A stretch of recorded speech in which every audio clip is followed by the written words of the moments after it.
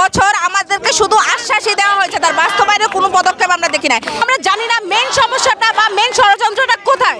এটা কি জগন্নাথের প্রশাসনের ব্যর্থতা নাকি ইউজিসির ব্যর্থতা সেটা আমরা বুঝতে পারতেছি না। আমাদেরকে শুধু আশ্বাস দেওয়া হয়েছে কিন্তু কোনো ফলাফল আমরা পাইনি।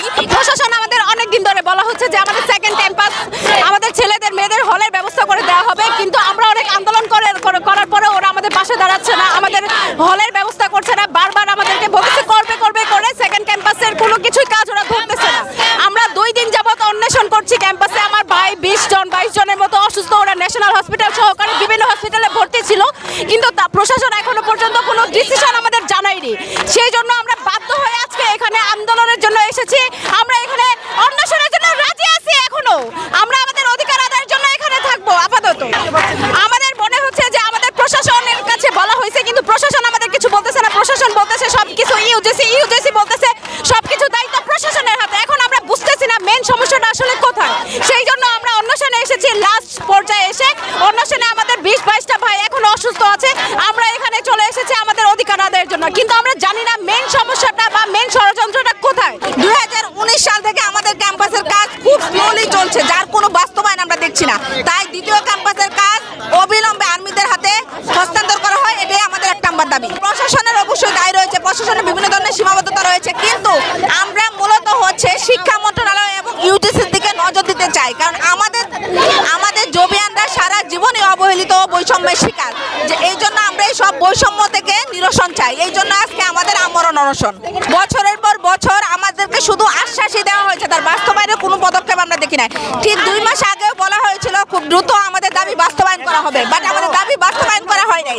এই জন্য হচ্ছে আজকে আমরা আমাদের দাবি বাস্তবায়ন করে তারপরেই ক্যাম্পাসে ফিরবো, তার আগে নয়। তার আগেও আমরা ইউজিসির সামনে এসেছিলাম 3 দফা দাবি নিয়ে, কিন্তু ইউজিসির পক্ষ থেকে আমরা কোনো ধরনের আশা পাই না এবং আমাদের যে দাবি ছিল সেই দাবির কোনো ধরনের বাস্তব রূপ দেখতে পাই নাই।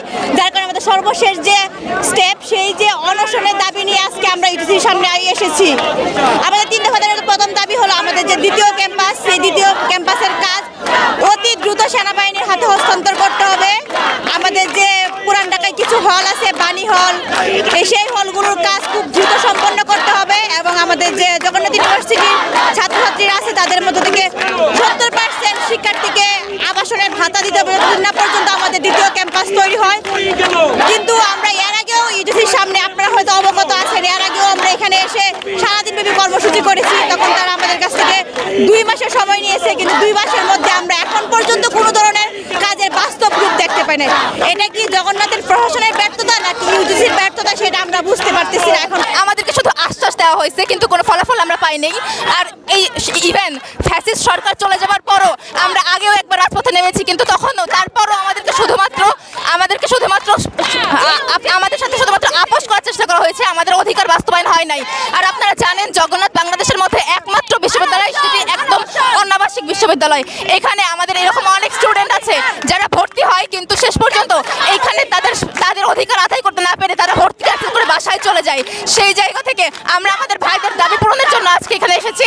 আমাদের সেকেন্ড ক্যাম্পাসের দায়িত্ব সেনাবাহিনীকে দিতে হবে এবং আমাদের হলের ব্যবস্থা করতে হবে। আর যতদিন পর্যন্ত তারা আমাদের হলের ব্যবস্থা করতে না পারে ততক্ষণ পর্যন্ত তারা 70% শিক্ষার্থীকে আমাদেরকে ভাতা দিতে হবে। এই জন্য আমাদের 21 জন শিক্ষার্থী এখন অনশনে আছেন এবং তারা হসপিটালে ভর্তি আছে। আর আমরা আমাদের অধিকার আদায় করে তারপর রাজপথ ছাড়বো।